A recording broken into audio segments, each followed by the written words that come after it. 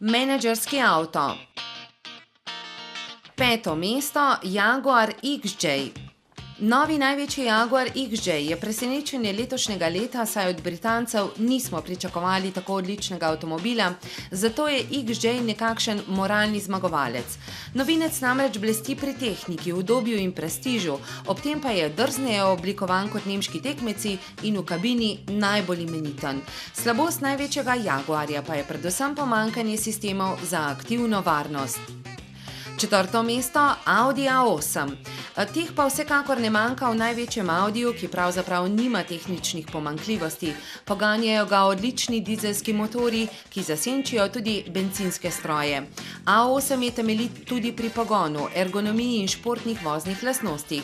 Za ta razred je nekaj manj udobja na zadnji klopi, tudi vzmetenje ne dosega Mercedes-Benza razreda S in BMW serije 7. Tretje mesto, Mercedes-Benz CLS. Razred nižje po velikosti in ceni od obeh luksuznih limuzin sodi Mercedes-Benz CLS. To je prav poseben avto, ki sodi v majhen razred štirivratnih kupejev. CLS najprej pritegne s kupejevsko obliko, nato pa še solidno prostornostjo ter imenitno opremljeno in izdelano potniško kabino. V CLS blesti še podvozje in odličen, skorajda neslišen dizelski motor.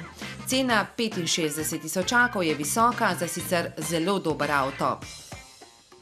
Drugo mesto, BMW serije 5. BMW serije 5 pa sodi v bolj množičen razred menedžerskih limuzin, saj je povsem soliden štirivaljni dizel, ki ga je moč dobiti že za 42 tisočakov.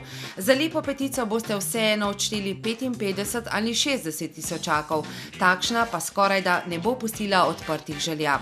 Čokoladna stran petice so predvsem dinamika, odlično podvozje in močni ter varčni motorji. Prvo mesto, Audi A6. Vse to ponuja tudi Audi A6, za podobno ceno pa je ta pri 3-litrskem dizlu 180 kW bogatejši še za 4-kolesni pogon. Novi A6 je ob tem še nekoliko bolj dodelan v potniški kabini. Materiali so imenitnejši, prostora na zadnji klopi pa je za kakšen milimeter več, med njima pa so odločale malenkosti. A do zmage je še daleč. A6 in ostali štirje gredo še pred komisijo 11.800 bralcev in 8 uglednih slovenskih menedžerjev.